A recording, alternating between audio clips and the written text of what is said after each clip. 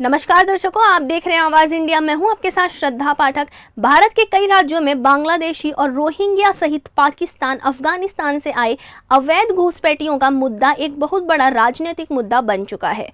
मुंबई में आज civil society of Maharashtra की तरफ से एक कार्यक्रम आयोजन किया गया। कार्यक्रम में यूरी सर्जिकल स्ट्राइक के नायक लेफ्टिनेंट जनरल राजेंद्र भीमराव नीमभारेकर, महाराष्ट्र नासिक समाज के संयोजक डॉक्टर सुरेश चौहान और वीर सावरकर के नाती श्री रणजीत सावरकर भी मौजूद थे।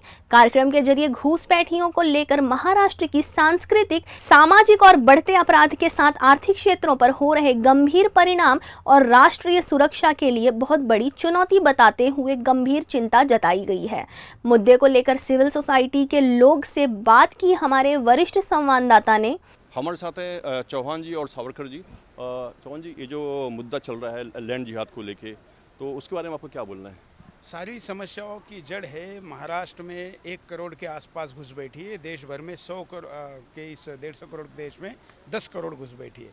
हम मांग करते हैं कि महाराष्ट्र में जो 1 करोड़ घुसपैठी है उनको बाहर निकालने के लिए राज्य सरकार जनता एनआरसी लाने के पहले खुद एनआरसी लाए। अगर सरकार नहीं लाती है एनआरसी तो हम जनता मिल के लाएगी और ये सिविल सोसाइटी ऑफ महाराष्ट्र की तरफ से अभियान चलाया जाएगा और इन करीब 1 करोड़ घुसपैठियों को महाराष्ट्र के बाहर निकालेंगे। तो फिर महाराष्ट्र में करीब 40 लाख रोज़गार, 10 से 12 लाख घर लोगों को, गरीबों को मिलेंगे। साथ साथ में बड़े पैमाने पर जो क्राइम हो रहा है, जैसे आपने कहा लैंड जिहाद, तो आप जानते हैं कि महाराष्ट्र की जो कुल क्षेत्रफल है उसमें अगर आप 1 करोड़ लोगों की आबादी को डालेंगे तो इन सब लोगों के पास 1 करोड़ 37 लाख एकड़ ज़मीन है। तो आप ये मुद्दा किसी केवल सरकार तक या राष्ट्रीय सुरक्षा तक सीमित नहीं है, आपके व्यक्तिगत नुकसान तक भी है। मतलब आपका खुद का रोज़गार सुरक्षित नहीं, आपका ज़मीन सुरक्षित नहीं, आपकी धर्म संस्कृति नहीं, आपकी संस्कृति सुरक्षित नहीं और आपका देश भी सुरक्षित नहीं। इतने बड़े पैमाने पर ये मुद्दा इफ़ेक्ट करता है और इसलिए हमने आज यहाँ मुंबई में प्रेस कॉन्फ्रेंस के द्वारा सरकार से अपील की है और बाकी राजनीतिक दलों को भी हम अपील करते हैं कि इस मुद्दे पर राजनीति करने के बजाय सभी लोग एकत्र आए और महाराष्ट्र से ये घुसपैठिया मुक्त महाराष्ट्र बनाएं, जिससे कि महाराष्ट्र के टोटल बजट का जो 1 करोड़ लोगों में डिवाइडेशन होता है वो भी नहीं होगा, राज्य में विकास होगा, क्राइम कम होगा, जेलों की संख्या कम हो जाएगी और रोज़गार भी लोगों को मिलेगा। इसलिए आज हमने जनता एनआरसी इस आंदोलन की घोषणा मुंबई में की है। इसमें हमारे साथ लेफ्टिनेंट जनरल राजेंद्र निम्भोरकर जी जो उरी के हीरो है वो थे, हमारे साथ सावरकर जी है, देश के जाने माने सामाजिक, राजनीतिक, धार्मिक क्षेत्र के लोग हैं। इन सभी लोगों को लेके ये सिविल सोसाइटी मूवमेंट चलाने का निर्णय हमने किया है। इस वीडियो के द्वारा आपके दर्शक जो देख रहे होंगे, मैं उनको अपील करता हूं कि 9209 204 204 इस नंबर पे मिस कॉल करें और इस आंदोलन का समर्थन करें। ये जो आंदोलन चल रहा है वो तो ठीक है, लेकिन जो घुसपैठे आ रहे हैं, बांग्लादेश से आ रहे हैं और जो रोहिंग्या आ रहे हैं और यहाँ आने के बाद उनका जो है दस्तावेज बन रहा है, डॉक्यूमेंट बन रहे हैं, आधार कार्ड बन रहे हैं, तो उसको रोकने के लिए सरकार क्या करे? आखिर ये कैसे बन रहे हैं? मतलब इसके लिए कौन जिम्मेदार है? इस सरकार ने कुछ सिस्टम बनाई होती तो हमको आंदोलन करने की ज़रूरत ही नहीं होती। दुर्भाग्य से वो नहीं बनी है। आज 50 रुपये में आपको आधार कार्ड मिल जाता है। 200 रुपये देंगे तो आप जिसका नाम डाल के देंगे, नरेंद्र मोदी जी का नाम पर भी आधार कार्ड चाहिए तो आपको मिल जाएगा। इतनी अगर कमज़ोर स्थिति है और इस देश के सुरक्षा के लिए इतना मतलब एक चैलेंजिंग समय आया हुआ है, तो आप सोचिए कि ये कितना ज़रूरी है। इसलिए कागज़ बनाना हो, आप जानते हैं हमने भारत भर में कुछ ऐसे हॉटस्पॉट निकाले हैं, जैसे प्रयागराज हैं, वहाँ पर 6000% ग्रोथ से बर्थ सर्टिफिकेट बने और रेट क्या है? 50 रुपये। क्यों? क्योंकि क्वांटिटी बहुत ज़्यादा है। तो आप एक बर्थ सर्टिफिकेट बना लो, आप नागरिक बन जाओगे, क्योंकि आपका कानून ऐसा है। तो कानून में बदलाव की आवश्यकता है, पॉलिसी लाने की आवश्यकता है और ये सब कुछ करने के लिए महाराष्ट्र ही क्यों? क्योंकि महाराष्ट्र में संख्या बहुत बड़ी है। अभी लेटेस्ट, अभी एकदम अर्जेंट हमने करने का कारण ये है कि जो आसाम से 3 लाख घुसपैठिए करीब अभी निकले हैं पिछले 2 महीने में, वो सभी लोग महाराष्ट्र की तरफ आए हैं। ये इंटेलिजेंस का रिपोर्ट है और इसलिए हम चाहते हैं कि महाराष्ट्र में इसको इमीडिएटली लागू किया जाए। देवेंद्र फडणवीस जी ने अभी एक बयान दिया था कि महाराष्ट्र में जो हम हारे हैं तो और जिहाद की वजह से हारे हैं।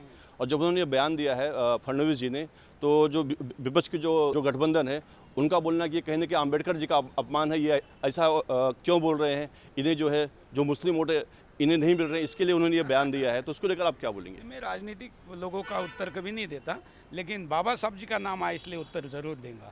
जिहाद पर बाबा साहब अम्बेडकर जी के क्या विचार है, ये ज़रा वो लोग पढ़ ले जिन्होंने कहा है कि बाबा साहब जी का अपमान है।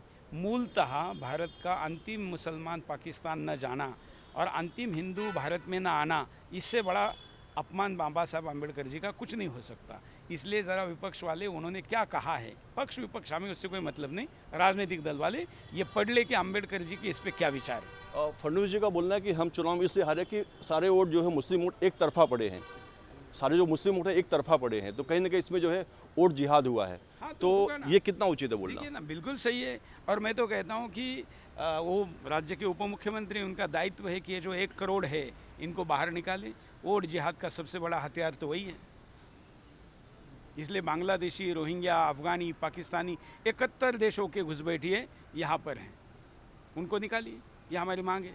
वोट जिहाद तो सबसे बड़ा वही करते हैं। हिमाचल में अभियान चल रहा है, वहाँ पे कांग्रेस की सरकार है और वहाँ पे जो है जो जनता वहाँ पे खुद सड़क पे आई है और खुद वहाँ पे बंद करवा रही है कि भाई इनसे संबंध मत रखो।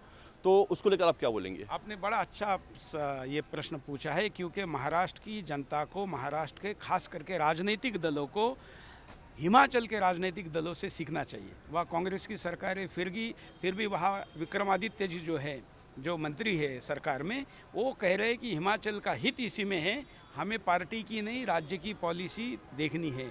तो महाराष्ट्र की जनता भी देशभक्त जनता है, शिवाजी महाराज जी की भक्त नागरिक है, ये हिमाचल का पालन करे, वहाँ जो हो रहा है वो यहाँ पर हो, यही तो हम चाहते हैं। हिमाचल में जो कांग्रेस ने वहाँ पे सरकार होने के बाद जो वहाँ पे जो कुछ चल रहा है उसको लेकर हमने जो बयान सुने हैं, जो मुस्लिम बुद्धिजीवी है उनका बोलना है कि कांग्रेस को हमने वोट दिया लेकिन कांग्रेस वहाँ पे हमें समर्थन नहीं कर रही है। तो अब हम कहीं ना कहीं जो हमारे समाज के जो जैसे ओवैसी हैं और जो पार्टियाँ हैं, अब हमें उनकी तरफ देखना होगा। इसको आप कैसे देखते हैं? वैसे भी कांग्रेस के ये जो बोला जा रहा है, अधीर रंजन चौधरी पता है ना, अधीर रंजन चौधरी तभी तक स्वीकार्य है जब तक कोई मुस्लिम लीडरशिप नहीं है। इसलिए जब हिमाचल में या जहाँ पर भी, महाराष्ट्र में भी, जहाँ जहाँ वैसी स्थिति आएगी वो होगा। हम आज इस पे बात नहीं करना चाहते, हम तो चाहते हैं कि महाराष्ट्र के मुसलमान भी इस आंदोलन में हमारा साथ दे और अपनी देशभक्ति दिखाएं। अधीर रंजन चौधरी जो है बंगाल में वहाँ रोते हैं और यहाँ पे कांग्रेस जो है वो बंगाल में जो कुछ हो रहा है उसके खिलाफ जो है, चाहे राहुल गांधी हो चाहे जो उनके जो अन्य नेता है, वो कोई बयान देते नहीं हो वहाँ को लेके, सिर्फ वो अकेले बयान देते हैं। तो इसको आप क्या बोलेंगे? मैं थोड़ा राजनीति में नहीं बात करना चाहूँगा इस समय। मेरा फोकस है 1 करोड़ घुसपैठिए मुक्त महाराष्ट्र, 40 लाख रोजगार, 12 लाख घर, जेलों से 25% भीड़ कम करना और महाराष्ट्र की 1 करोड़ 37 लाख एकड़ ज़मीन खाली करवाना, ये हमारा इस वक्त का उद्देश्य है। रंजीत सावरकर जी भी कुछ बात करेंगे और हमारे साथ भारतीय सेना के लेफ्टिनेंट जनरल रहे राजेंद्र तिम्भोरकर जी भी है, वो भी बात करेंगे। आप क्या बोलना चाहेंगे? जो सारे मुद्दे चल रहे हैं, लैंड जिहाद, लव जिहाद और वोट जिहाद, उसको लेकर आप क्या बोलना चाहेंगे? देखो, उस सबका जो मूल है वो जो घुसपैठी है जिसपे मेजॉरिटी बांग्लादेशी से है, ये 1971 से शुरू है। मुझे याद है 20-30 साल पहले यहाँ के जो सुतार थे वो महाराष्ट्र के थे, राजस्थान के थे, आज सभी वो घुसपैठियों के हाथ में है।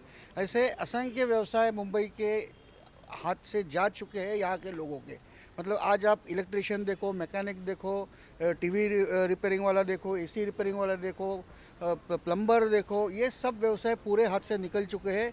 यहाँ तक कि मुंबई का जो मूल व्यवसाय है, यहाँ के मूल लोगों का जो मच्छीमारी का व्यवसाय, वो आज पूरा 100% रोहिंग्या, बांग्लादेशी और बाहर के घुसपैठियों गए हैं। अगर यही चलता रहेगा तो इसका नेचुरल परिणति है कि they will try to make their majority, और जो मेजॉरिटी बनाने की जो उनकी कोशिश होगी तो उसमें फिर बहुत बार फिर ये भी मतलब क्या बोलते हैं, उसके शस्त्राचार भी हो सकता है, अत्याचार भी हो सकता है, लैंड जिहाद भी होता है।